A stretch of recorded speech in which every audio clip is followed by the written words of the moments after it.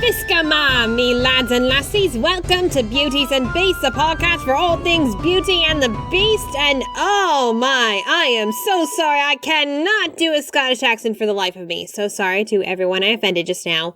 It was an attempt. I failed. Sorry. Yes, I am back after a very long hiatus. Sorry, but it was extra busy with rehearsals for Seussical and also the fact that I work at a movie theater and Avengers Endgame had just opened like a week ago. I hate Marvel movies because they always make things extra busy at work. I hope when you saw Endgame, you were courteous to the people at concessions and box office who actually made an effort to make sure you got the best movie experience possible with all the crowds that we had to deal with in this Armageddon of concessions and box office. Okay, aside from that, I'm back and ready to go. And will you look at that, Mother's Day is approaching. I'll bet all of you have made plans or gotten gifts for your mothers. If you have forgotten Mother's Day, well, not too late to get a gift. I suggest you check out my new Mother's Day themed products on Redbubble. I'm sure your mom would appreciate a t-shirt, or a mug, or a bag, or a pillow. Go check out the link in the description below.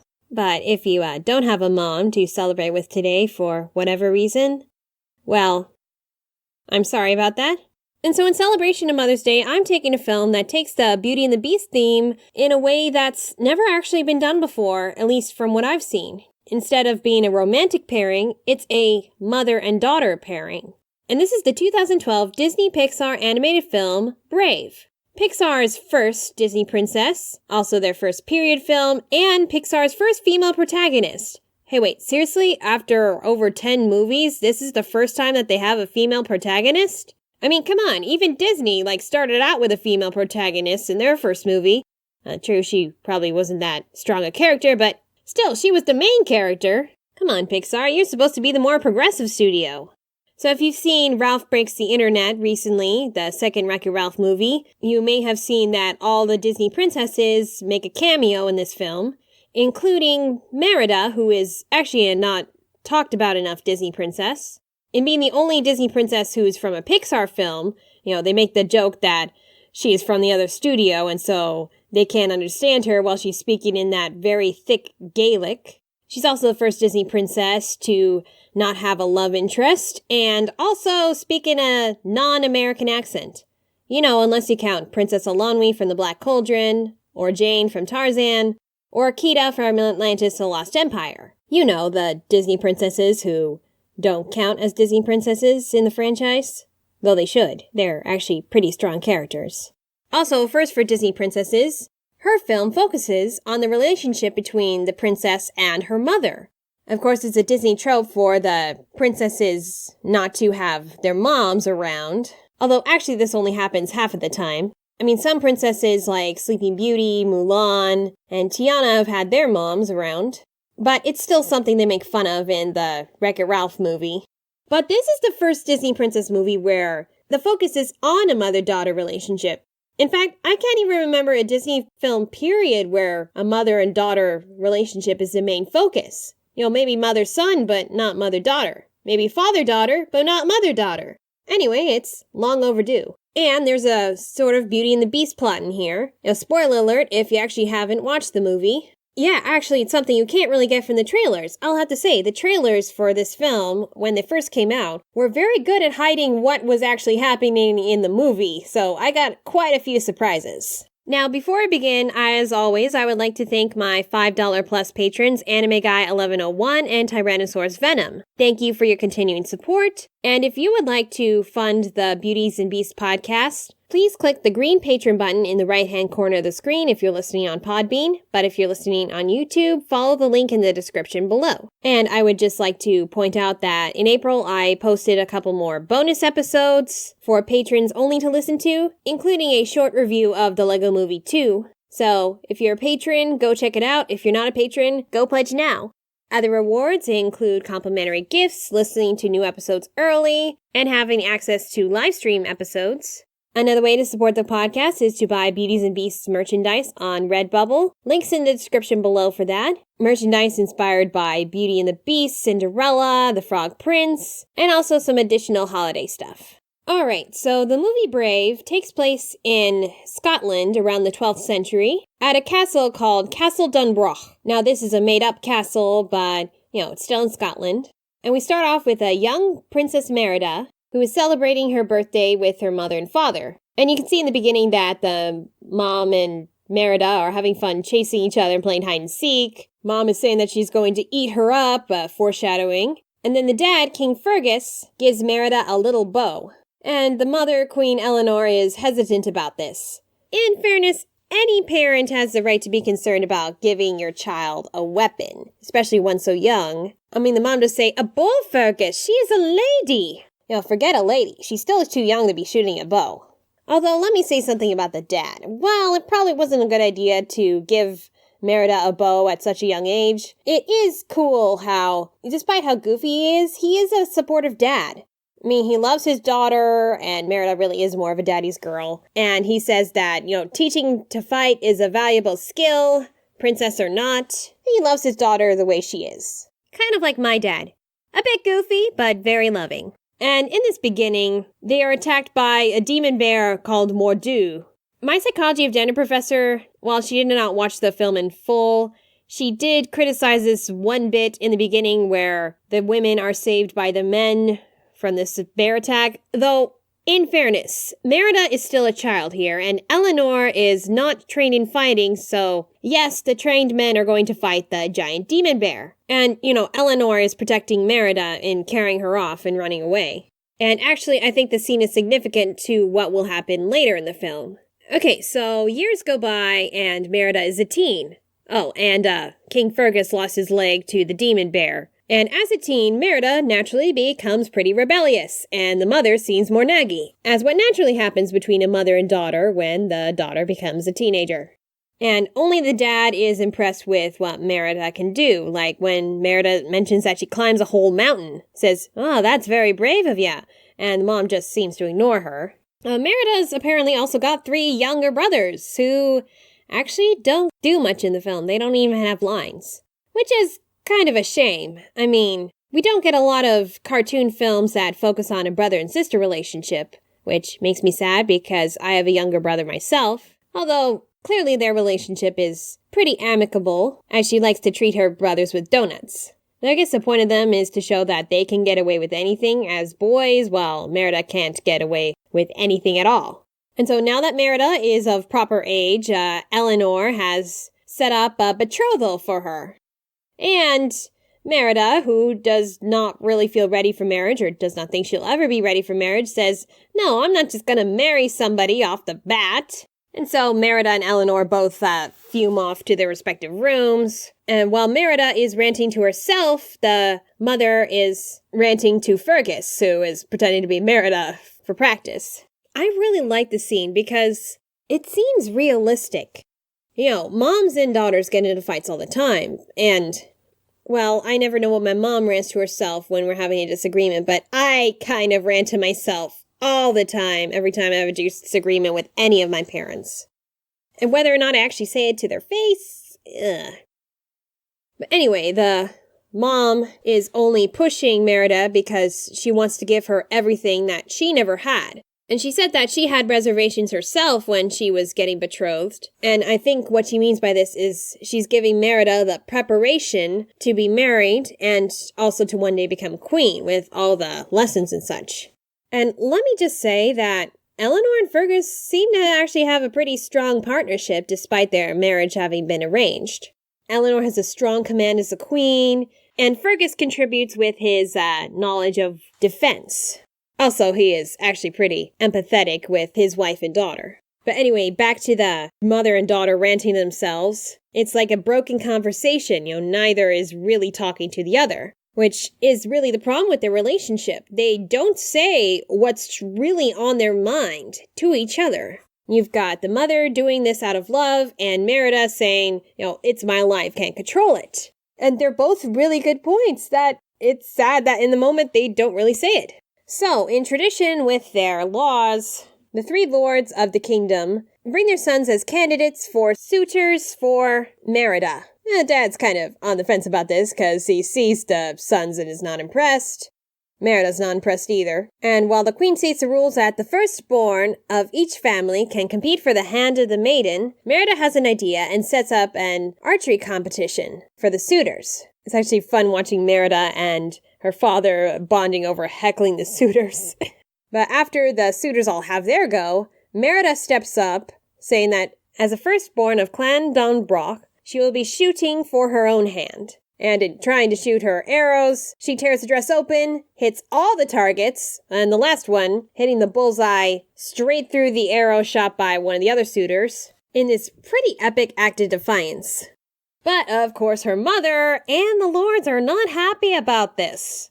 And so, Mom and Merida get into a really big fight, Merida screaming, "I'm not like you! And I will never be like you!" Merida slices through the tapestry of the family that the mom had worked hard to make, severing the hands between her and Merida that were holding each other, and in retaliation, the mom throws Merida's bow into the fire, and afterwards is pretty horrified about that.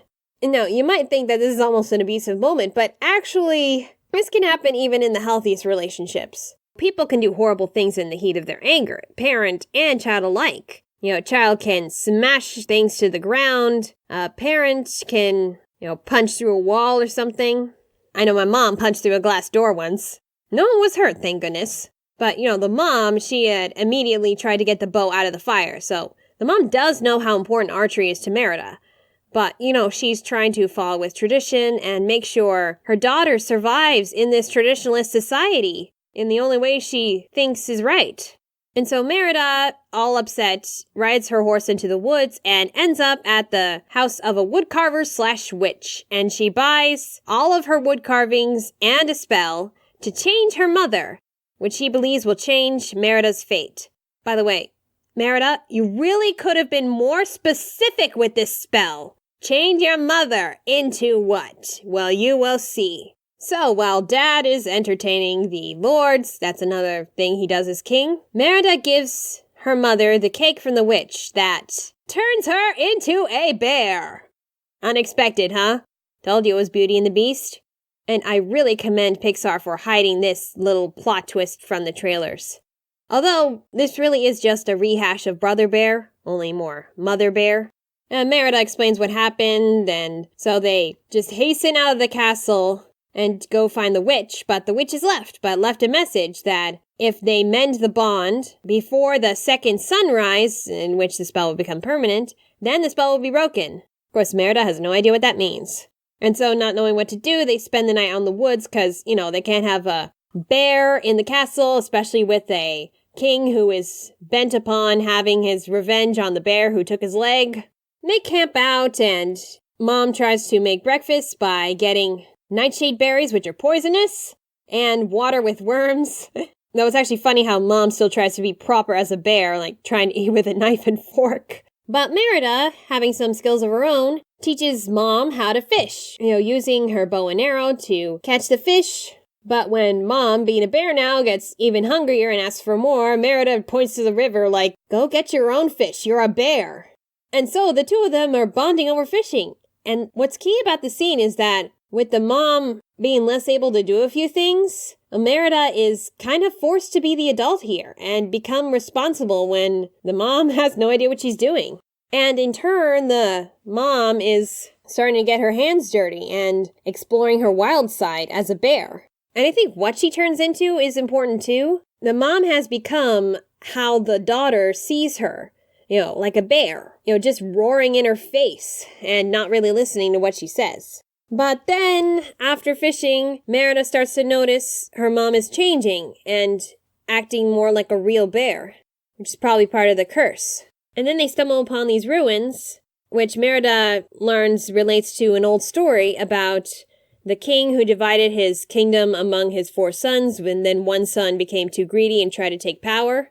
And to change his fate, he had actually turned into the demon bear Mordu, that the witch had done this spell before. And in seeing a broken slab, severing the hands between one brother and the other 3, she remembers the tapestry and thinks that's what needs to be done to break the spell, fix the tapestry, mend the bond. But it's not really easy getting back into the castle. I mean, there's still the lords who are rioting over Merida choosing her suitor. And Merida's like, you have to talk to them, to her mother. But of course the mother's a bear, so she can't really talk the lords down like she always does. So the mom points to Merida, and Merida has to go out. And this is another key moment. Merida uses everything she learned from her mother. From the history that she had learned about the kingdom, and also everything on projecting to calm the lords down. Fergus even says that she's become just like her mother, but still a bit of Merida in her as she says, "Shut it!" to the lords.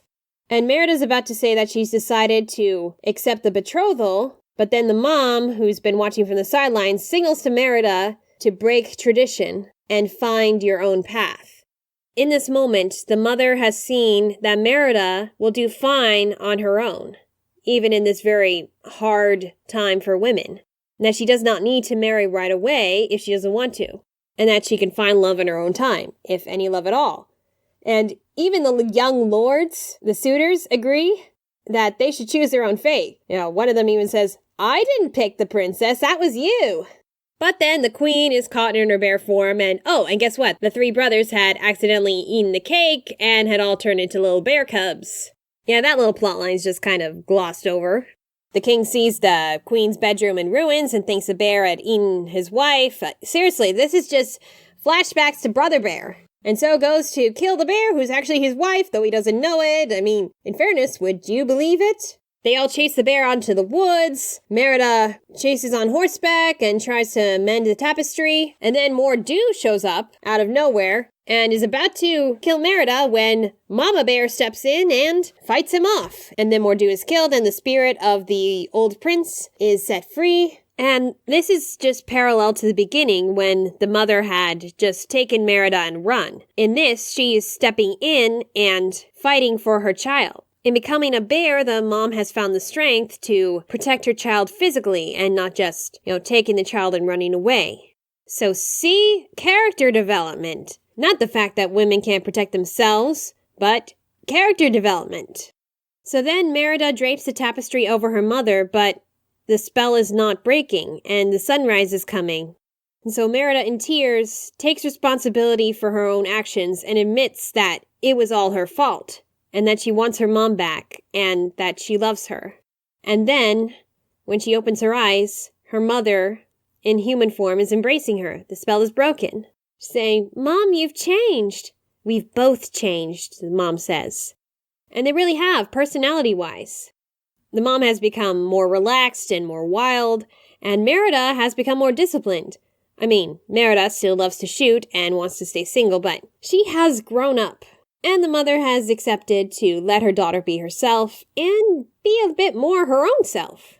And then there's this whole narration about finding your own fate within if you're brave enough to find it, which I have a problem with. That's like the one big problem I have with this movie. All this talk about changing your fate, finding your own fate, being brave, it's not what this movie is about. This is about the mother and the daughter. It's not about bravery or fate or all that. In fact, the original title of this film was The Bear and the Bow, which I think would have been more appropriate a title, though probably would have given away some of the plot line. This isn't my favorite Disney Pixar movie, though I do commend it for trying to break new ground. Not just with the princess, but with mothers and daughters. And it is very realistic for a mother and daughter relationship. In fact, it reminds me of my own family. I love my mom. We get along fine, but occasionally there will be times where we disagree. Maybe she'll comment on my outfit or something, and I will say something like, "I can wear whatever I want, I'm an adult." That doesn't mean we don't love each other if we disagree every now and then. It just tends to happen with generation gaps and with the ever-changing world. People of this generation may do something that the older generation didn't have. And really, parents just want their children to survive in the world, even though the world is changing. And parents may not be entirely aware of that and just think, in order to survive, you have to act a certain way or do certain things. Oh, and don't get me wrong. Parents are right about a few things like don't steal, don't kill people, and be nice to people. But they're not always right. And children are not always right. So that's what's also realistic, is that both the mother and the daughter are flawed. Neither one is entirely wrong and neither one is entirely right. They both have issues to work out. So not bad for the first Disney Pixar princess movie. Although, actually, first human princess. They did have Ada and Dot in A Bug's Life. I don't know why they don't count, because they are actually pretty interesting characters too. But more on that later. Merida's story is actually expanded upon in the ABC series Once Upon a Time, which is based on Disney characters. If you haven't seen the show, especially in season 5, then spoiler alert for the series. But season 5 has a whole plot line with Merida and how her father had died in a war. And so Merida, as the oldest, is the heir to the throne. But the other lords say that a woman should not rule on her own and that she should marry one of the young lords to be the king. And Merida tries to prove that she is fit for the role as queen on her own. Which is good, because this is actually a question that is not resolved in the movie.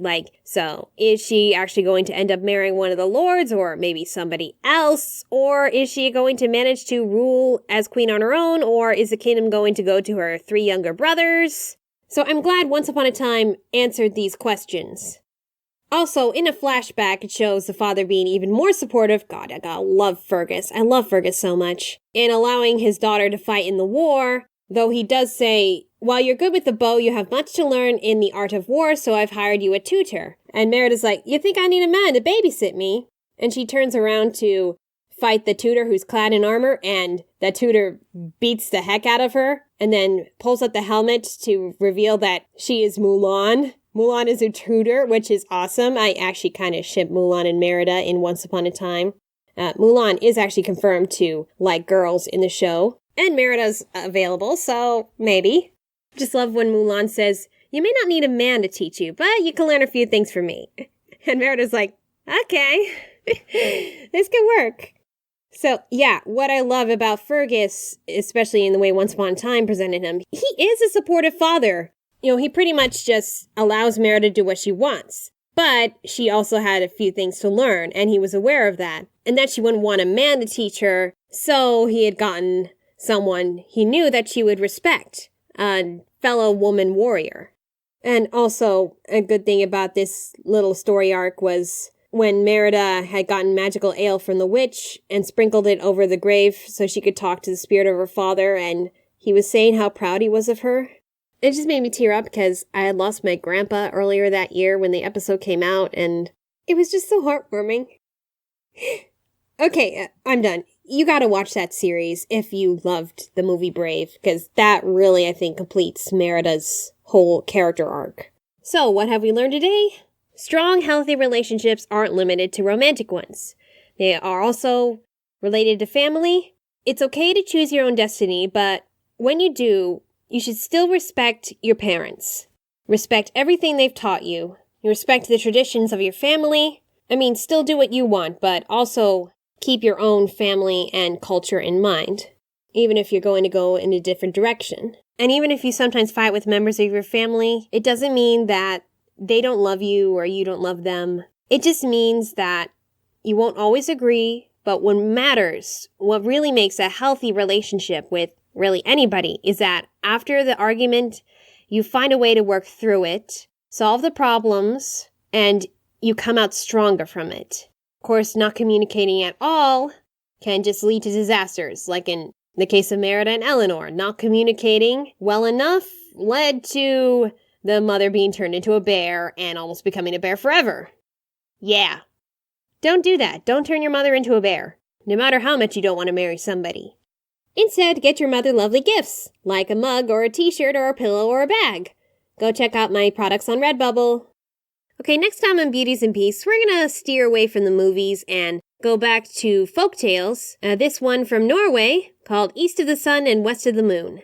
Alright, Mashen Leven Drasta, which is Gaelic for goodbye until next time. I hope. Did I say it right? If I didn't, I'm so sorry.